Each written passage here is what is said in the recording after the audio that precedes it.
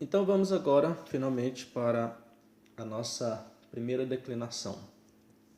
Declinar uma palavra no latim é você listar para esta palavra todas as suas formas nos seus casos, no singular e no plural. Quando falamos sobre os casos, nós dissemos que há 7 casos no latim. Mas desses 7 casos, 2 casos nós não iremos nos preocupar com eles, uma vez que o uso deles é bastante restrito, que é o vocativo e o locativo. Então, nas nossas tabelas dos casos, nós teremos 5 casos com os quais nós iremos nos ocupar. Então, quando nós falamos em declinar uma palavra, nós estamos querendo dizer que nós vamos alistar estes casos no singular e no plural. Então, uma declinação é um padrão que os casos seguem na língua latina. Então, nós temos, conforme nós falamos, 5 declinações no latim.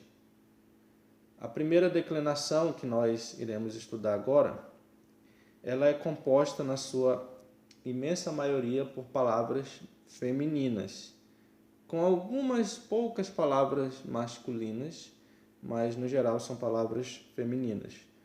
E uma característica dessa declinação é que nós não temos palavras neutras na primeira declinação.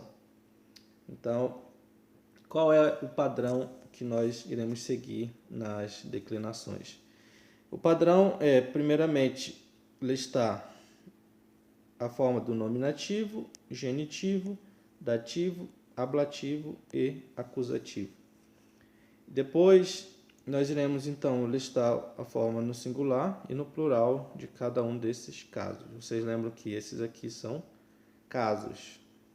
A primeira declinação, nós temos essas terminações para os diferentes casos. Então, para o nominativo, nós temos o a breve, para o genitivo é, dativo é, ablativo a. Vejam, observem que há uma diferença apenas na quantidade do nominativo para o ablativo. Então, isso é extremamente importante. A única coisa que irá diferenciar o caso ablativo do caso nominativo na primeira declinação é a quantidade da vogal. Aqui nós temos o macron acima do A, que nos está indicando a diferença na quantidade. A questão é que se você encontrar um texto latino, se você pega a sua Vulgata para ler, ou um texto latino qualquer, você não irá encontrar o macron para lhe ajudar. Portanto, o que é que vai definir se a palavra está no ablativo ou no nominativo? O contexto. Então, atentem para isso.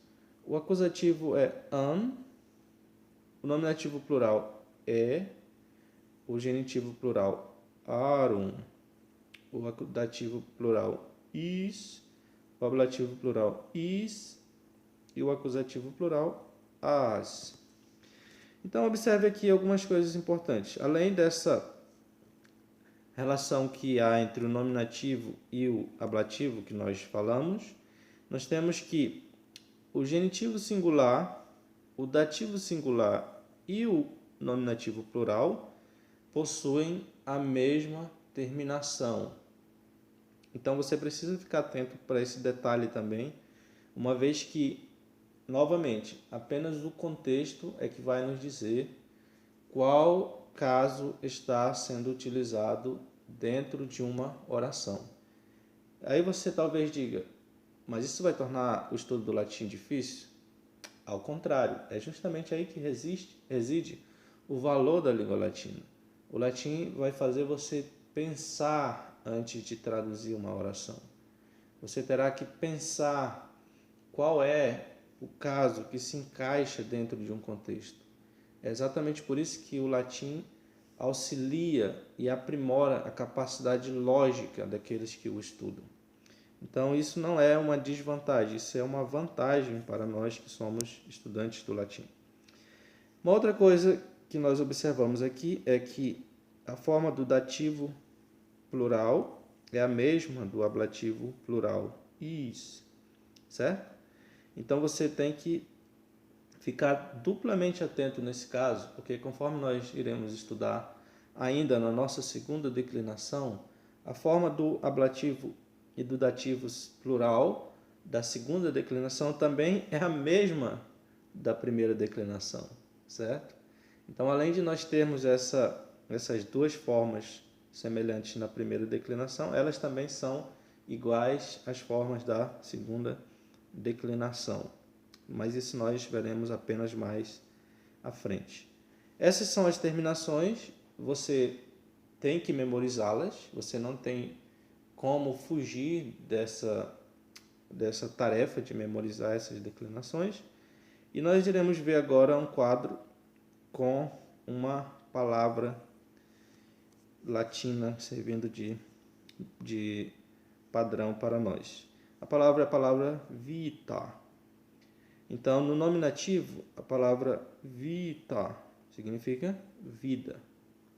No genitivo, vitae, da vida. Poderia significar também de vida ou de uma vida. Você tem que lembrar todas as vezes que nós não temos um artigo definido no latim. Então, a tradução no português com um artigo ou sem um artigo irá depender do melhor, do que soa melhor ou do que o contexto exige no nosso próprio idioma. Então, se o contexto exigir uma tradução com um artigo definido, nós iremos traduzir com um artigo definido. Se não, nós iremos traduzir com um artigo indefinido. Então, deixe isso registrado que existe essa possibilidade também de nós traduzirmos sem um artigo definido. Nós iremos considerar que essas palavras aqui são definidas. Então, mas você precisa ficar atento para essa exceção. O dativo, nós temos vitae, que significa para ou a vida. Nós temos aqui a preposição a mais o artigo a. O ablativo, vita. Observem que a única diferença, como nós já apontamos, é a quantidade da vogal a. Significa da, com, na ou pela vida.